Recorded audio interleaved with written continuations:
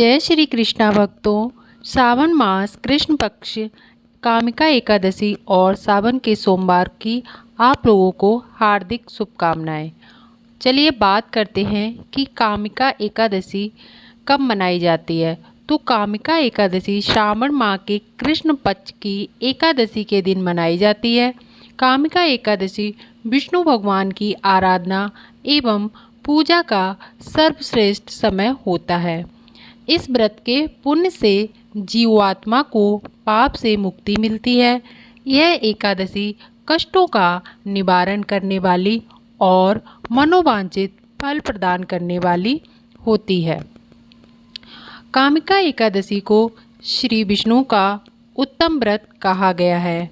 कहा जाता है कि इस एकादशी की कथा श्री कृष्ण ने धर्मराज युधिष्ठिर को सुनाई थी और इस कथा को उससे पहले राजा दिलीप को वशिष्ठ मुनि ने सुनाई थी, जिसे सुनकर उन्हें पापों से मुक्ति एवं मोक्ष प्राप्त हुआ था। तो अब जान लेते हैं कि कामिका एकादशी की कहानी क्या है। प्राचीन काल में किसी गांव में एक ठाकुर जी थे। क्रोधी ठाकुर जी का एक ब्राह्मण से झगड़ा हो गया और क्रोध में आकर ठाकुर जी ने ब्राह्मण का खून कर दिया। अतः अपने अपराध की क्षमा याचना हेतु ब्राह्मण की क्रिया उसने करनी चाहिए, परंतु पंडितों ने उसे ब्राह्मण की क्रिया में शामिल होने से मना कर दिया और वह ब्रह्म हत्या का दोषी बन गया। परिणाम स्वरूप ब्राह्मणों ने भोजन करने से इनकार कर दिया। तब उन्होंने एक मुनि से निवेदन किया कि हे भगवान, मेरा पाप कैसे दूर हो सकता है। इस पर मुनि ने उसे कामिका एकादशी व्रत करने की प्रेरणा दी। ठाकुर ने वैसा ही किया जैसे मुनि ने उसे करने को कहा था।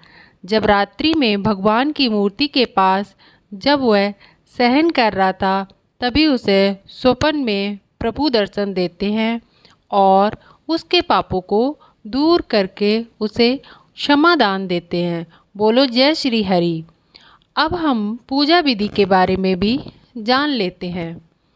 एकादशी के दिन स्नान से पवित्र होने के पश्चात संकल्प करके श्री विष्णु के विग्रह की पूजा करना चाहिए। भगवान विष्णु को फूल, फल, तिल, दूध, पंचामृत आदि नाना पदार्थ निवेदित करके आठों प्रहर निर्जर रहकर विष्णु के नाम का जप करना चाहिए।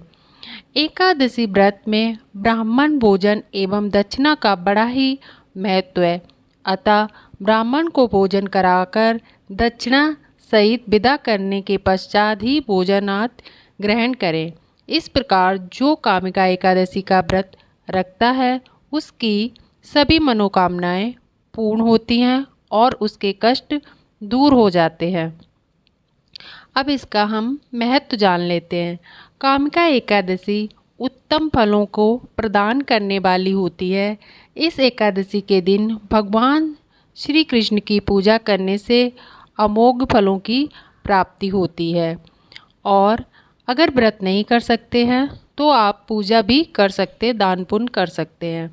इस दिन तीर्थ स्थलों में विशेष स्नान ध्यान करने की प्रथा भी रही है, जैसे गंगा वगैरह में स्नान करने की प्रथा भी है। इस एकादशी का फल अश्वमेघ यज्ञ के समान होता है। इस एकादशी का व्रत करने के लिए प्रातः स्नान करके भगवान श्री विष्णु की आराधना की जाती है।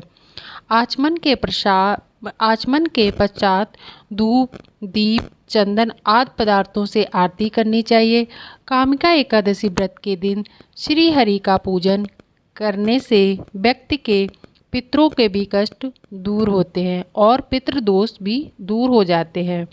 व्यक्ति पाप रूपी संसार से उबरकर मोक्ष की प्राप्त करने में समर्थ हो पाता है। इस एकादशी के विषय में यह मान्यता है कि जो मनुष्य सावन माह में भगवान विष्णु की पूजा करता है उसे सभी व्रतों से ज़्यादा फल मिलता है। उसके द्वार गंधर्वों और नागों की सभी की पूजा हो जाती है। उसके द्वारा गंधर्वों और नागों की सभी की पूजा हो जाती है। लाल मणिमोती दूर्वा आज से पूजा होने के बाद भी भगवान श्री विष्णु उतने संतुष्ट नहीं होते जितने कि तुलसी पत्र से पूजा होने के बाद होते हैं। जो व्यक्ति तुलसी पत्र से श्री केशव का पूजन करता है उसे जन्म भर का पाप नष्ट हो जाता है। इस एकादशी की कथा सुनने मात्र से ही यज्ञ करने समान फल प्राप्त होती है। कामिका एकादशी के व्रत में शंख चक्र गदाधारी श्री विष्णु जी की भी पूजा होती है। जो मनुष्य इस एकादशी को धूप दीप नैवेद्य आदि से भगवान श्री विष्णु की पूजा करता है उसे शुभ फलों की प्राप्ति होती है और उसके सारे पाप दुष्कर्म से मोक्ष प्राप्ति हो जाती है और उसके सारे कष्ट दूर हो जाते हैं। तो भक्तों, अगर आपको वीडियो अच्छा लगा हो तो लाइक शेयर सब्सक्राइब करें और कमेंट करें। जय श्री हरि।